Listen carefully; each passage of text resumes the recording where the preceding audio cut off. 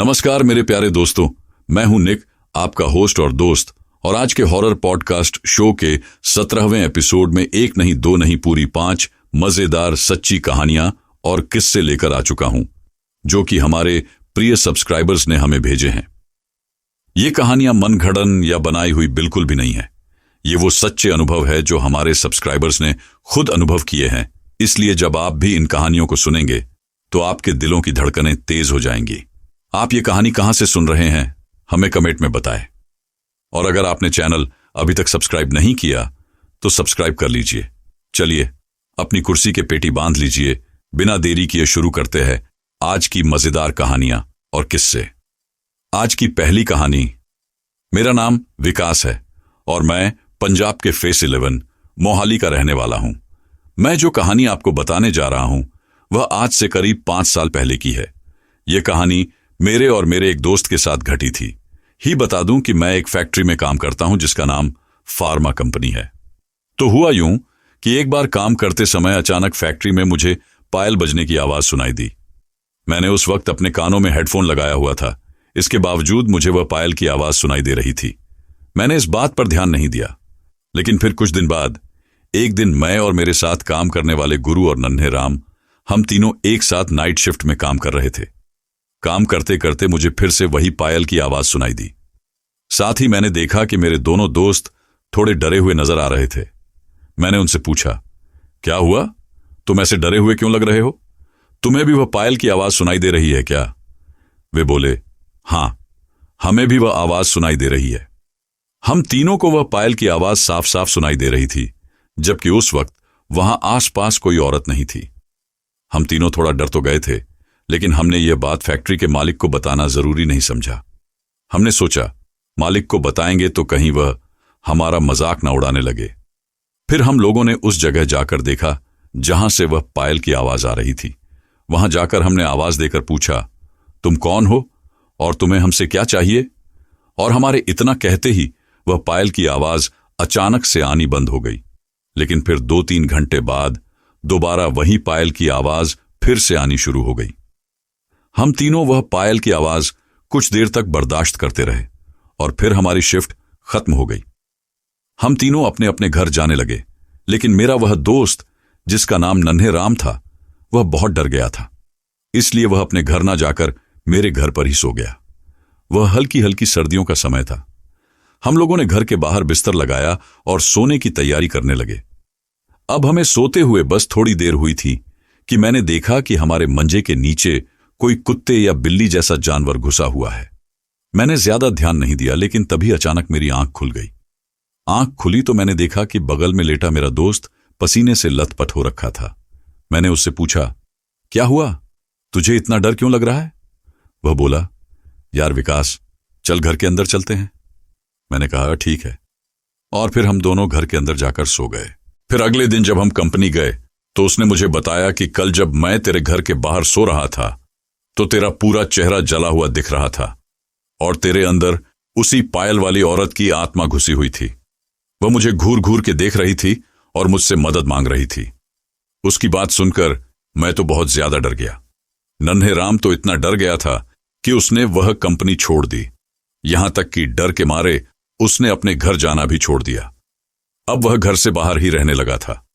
उस आत्मा ने कई दिनों तक मेरे दोस्त का पीछा किया, लेकिन फिर कुछ दिन बाद वह एकदम से ठीक हो गया। मैंने यह बात कंपनी में सब लोगों को बताई तो लोगों ने मेरी बात पर विश्वास नहीं किया। कुछ लोगों ने तो मेरा मजाक उड़ाया, लेकिन कुछ लोगों को मेरी बात सच भी लगी। एक आंटी थी जो कि हमारी कंपनी के बगल में ही रहती थी। वह आंटी हमारे साथ ही काम करती थी। जब मैंने उन्हें यह बात बताई तो उन्होंने जो बताया वह सुनकर तो मैं बहुत डर गया। उन्होंने बताया कि जिस लड़की की तुम बात कर रहे हो उसका साइड से चेहरा जला हुआ है। मैंने कहा, हां। तो उन्होंने बताया कि वह मेरी सहेली है। मैंने भी उसे कई बार देखा है। उसने मुझे भी बहुत तंग किया था। वह जब भी आती तो मदद के लिए ही बोलती। आंटी ने बताया कि उस औरत का पति दारू पीकर उसे बहुत मारता था, तो एक बार उस लड़की ने अपने पति से तंग आकर फांसी लगा ली। आंटी ने बताया कि जब उनके साथ यह सब बहुत ज्यादा होने लगा तो उन्होंने अपना घर कीलों से बंद करवा लिया। उसके बाद वह कभी आंटी के घर नहीं आई। आंटी ने बताया कि उसकी एक लड़की भी है और उसके मरने के बाद उसके हस्बैंड ने दूसरी शादी कर ली थी। अब वह सब लोग अपने गांव में रहते हैं। मैं आज भी उसी कंपनी में काम करता हूं, लेकिन अब सब ठीक है। अब मुझे वो आवाज सुनाई नहीं देती, न कंपनी में किसी और को ऐसी कोई आवाज सुनाई देती है। मुझे लगता है शायद उस औरत की आत्मा को या तो मुक्ति मिल गई है या फिर वह किसी और घर में चली गई है। तो दोस्तों, इस कहानी से हमने सीखा कि कभी कभी हमें डर और आशंका को नजरअंदाज करने की बजाय साहस के साथ उसका सामना करना चाहिए। हर रहस्य का कारण जानने और समझने की कोशिश करनी चाहिए, क्योंकि कभी कभी वे हमें अनजाने में सबक भी दे जाते हैं। चलिए, बिना देरी किए अब बढ़ते हैं दूसरी कहानी की तरफ। आज की दूसरी कहानी, ये कहानी बिल्कुल सच है।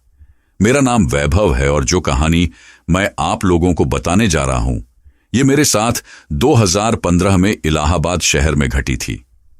दरअसल हमारी फैमिली उस समय एक नए घर में शिफ्ट हुई थी और वह घर हमारे पिछले घर से बहुत बड़ा और अच्छी जगह पर था, इसलिए हम सब खुश थे। लेकिन कुछ दिन बीतने के बाद पता नहीं क्यों उस घर में एक अजीब सी मनहूसियत लगने लगी। मैं बहुत ही ज्यादा चिड़चिड़ा हो गया था और बात बात पर गुस्सा करने लगा था। मेरे मम्मी पापा इस बात को नहीं समझ पा रहे थे कि अचानक से मैं ऐसा क्यों कर रहा हूं। कुछ दिनों तक ऐसे ही चलता रहा, लेकिन फिर कुछ दिन बाद मुझे अचानक बहुत ज्यादा नींद आने लगी। जब मेरी मम्मी मुझे जगाने आती तो मैं जानवरों की तरह उनका हाथ झटक देता और उन पर चिल्लाने लगता, लेकिन उठने पर मुझे खुद यकीन नहीं होता था कि मैं ऐसा कैसे कर सकता हूं। मैं बहुत रोता था और मम्मी को सॉरी बोलता था, लेकिन अब हर दिन ऐसा ही होने लगा था। मैं 12 से 13 घंटे सोने लगा था और जब भी मम्मी मुझे जगाने आती तो मैं वैसे ही करता। ऐसा लगता था जैसे कोई मुझसे ये सब जबरदस्ती करवा रहा है। लेकिन फिर देखते ही देखते घर में सब लोगों के साथ ऐसा ही होने लगा। सब लोग इतना ज्यादा सोने लगे थे और जब जागते भी थे तो किसी काम को करने में मन ही नहीं लगता था। जब तक हम घर के बाहर रहते हम ठीक रहते थे, लेकिन घर के अंदर आते ही वही सब कुछ फिर से शुरू हो जाता था। अब मैं बहुत परेशान हो चुका था, क्योंकि इन सब चीजों की वजह से मेरे ग्रेड्स गिरने लगे थे। मेरा पढ़ने का मन नहीं करता था और ना ही घर में आने का। एक दिन मैं अपने कमरे में सो रहा था तो रात को अचानक मेरी नींद खुल गई। मैं कुछ देर के लिए उठ के बैठ गया। वह ठंड का मौसम था, इसलिए चारों तरफ शांति का माहौल था। तभी अचानक मुझे अपनी खिड़की के बाहर से पायल की आवाज आती सुनाई दी और वह आवाज धीरे धीरे मेरे पास आती लग रही थी।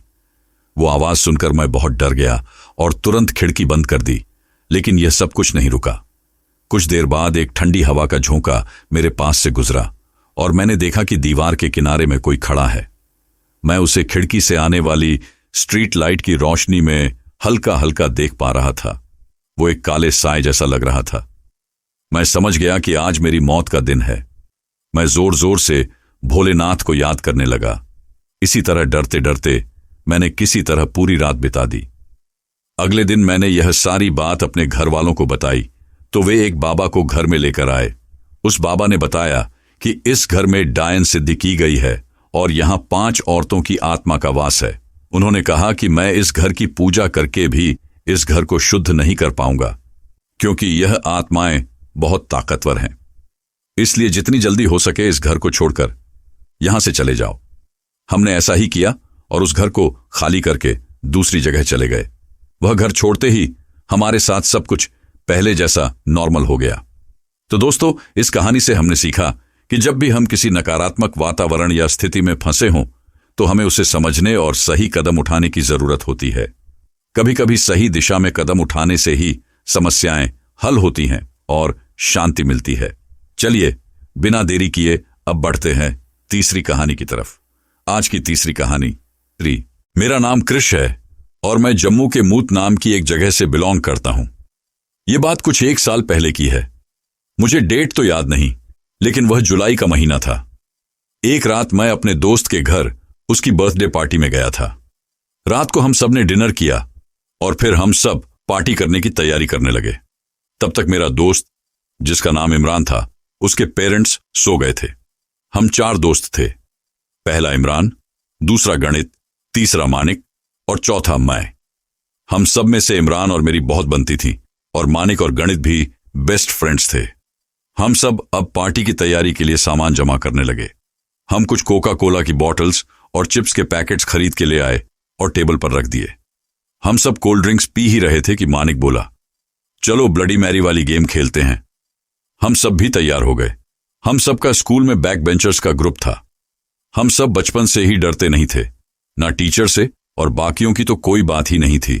फिर हम सब ने वह गेम स्टार्ट की और एक एक करके शीशे के सामने जाकर बोलने लगे, bloody Mary, are you here? I stole your baby. इस गेम के कुछ बेसिक रूल्स हैं, जैसे इस गेम को रात 12 से 3 बजे तक ही खेल सकते हैं। दूसरा, अगर कोई इस गेम को स्टार्ट कर दे तो उसे 3 बजे तक छुप के रहना होता था। और तीसरा और सबसे इंपॉर्टेंट रूल कि जब भी इस गेम को खत्म करना हो तो बोलना होगा, get out of my house, you are not welcome in my house. हम सब फिर कुछ बेसिक रूल्स को फॉलो करके वह गेम खेलने लगे। पहले तो हमारे साथ कुछ अजीब नहीं हुआ, लेकिन फिर अपने आप शीशे पर लिखा हुआ आ गया, आई विल किल यू।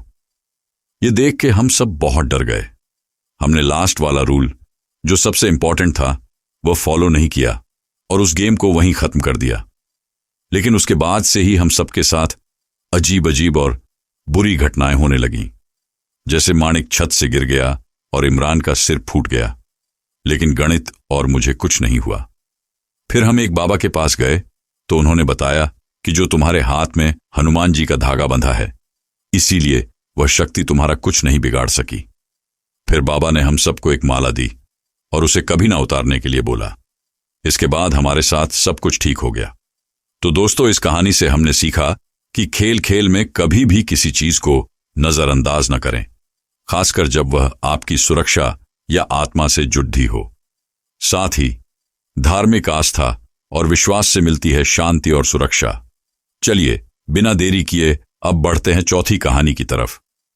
आज की चौथी कहानी। मेरा नाम हर्ष है और मैं गुजरात के एक छोटे से गांव से बिलोंग करता हूं। मैं जो कहानी आपको सुनाने जा रहा हूं, ये मुझे मेरे एक दोस्त ने बताई थी। ये सब उसके गांव के एक काका के साथ हुआ था। तो हुआ ऐसा था कि उसके काका एक गांव में रहा करते थे। मैं उनके गांव का नाम तो नहीं बता सकता, लेकिन वह आदमी गांव में खेती का काम किया करता था। वह सर्दियों का मौसम था और सर्दियों में हमारे यहाँ जीरे का उत्पादन सबसे ज्यादा होता है। उस आदमी ने भी अपने खेत में जीरा उगाया हुआ था और वह खेत में पानी देने के लिए हर रात वहां जाया करता था, क्योंकि दिन में गांव में लाइट नहीं रहती थी। कई बार पानी की कमी के कारण मशीन मुश्किल से 1-2 घंटे ही पानी देती थी, इसलिए पानी देने के लिए रात में खेत में जाना पड़ता था। तो उस रात जब वह पानी दे रहा था तो अचानक रात में लाइट चली गई। लाइट गई तो उस आदमी ने जल्दी से जाकर मोटर बंद की और आकर बैठ गया और लाइट के आने का वेट करने लगा। अब उसे खेत में अकेले बैठे मुश्किल से 5 मिनट ही हुए थे कि तभी उसको सामने से एक औरत अपनी तरफ आती दिखाई दी। वह औरत उसके पास आकर बोली, मैं पास के खेत में से आई हूं, अभी बिजली चली गई है, तो क्या मैं आपके साथ बैठ के बात कर सकती हूं? उस आदमी ने जैसे ही उस औरत के चेहरे की तरफ देखा तो वह उसको देखता ही रह गया।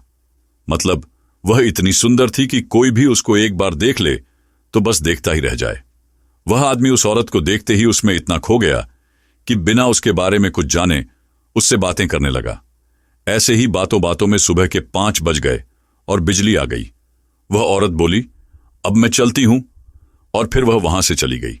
लेकिन फिर इसके बाद वह औरत हर रात 12 बजे के बाद उस आदमी से मिलने उसके खेत में आने लगी। 5-6 दिन निकल गए। एक दिन बातों ही बातों में उस आदमी ने उस औरत से पूछ ही लिया कि तुम कौन हो और यहां किसके खेत में काम करती हो? उस औरत को इतना ही कहने की देर थी कि वह बोली, मैं तुम्हें बताऊंगी तो तुम डर जाओगे। वह आदमी सोचने लगा, तुम मजाक कर रही हो ना मुझे डराने के लिए? लेकिन वह औरत बोली, नहीं, मैं मजाक नहीं कर रही। उस आदमी के बार बार यही पूछते रहने पर आखिर में वह बोली, मैं तुम्हारे खेत से कुछ दूर जो खेत है उसमें एक पेड़ पर रहती हूं।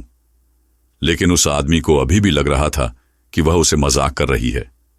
लेकिन तभी उस औरत का चेहरा, जो अभी तक बिल्कुल सुंदर था, वह देखते ही देखते बिल्कुल डरावनी दुल्हन के रूप में बदल गया। उसके बाल बहुत लंबे हो गए, नाखून बड़े बड़े हो गए और उसकी आंखों की पुतली गायब हो गई। ये सब देखने के बाद वह आदमी इतना डर गया जैसे उसके शरीर में से मानो उसकी आत्मा ही निकल गई हो। फिर वह औरत बोली, तू जानना चाहता था ना मैं कौन हूं, तो देख ले। फिर वह औरत उससे एक डरावनी धमकी भरे लहजे में बोली, अब अगर तुम मुझसे रोज मिलने नहीं आए तो मैं तुम्हें मार दूंगी। यह सुनकर वह आदमी बहुत डर गया। उसको पता था कि अगर वह उससे मिलने नहीं जाएगा तो वह पक्का उसको मार डालेगी। इसलिए न चाहते हुए भी वह हर रात उससे मिलने खेत में जाने लगा। यहां तक कि जब खेत में पानी देने की जरूरत नहीं भी होती थी तब भी वह खेत में जाता था। उसके घर वाले मना भी करते कि आज खेत में जाने की जरूरत नहीं है, लेकिन वह फिर भी खेत में जाता था। वह किसी को कुछ नहीं बताता था और ऐसे ही कई दिन बीत गए।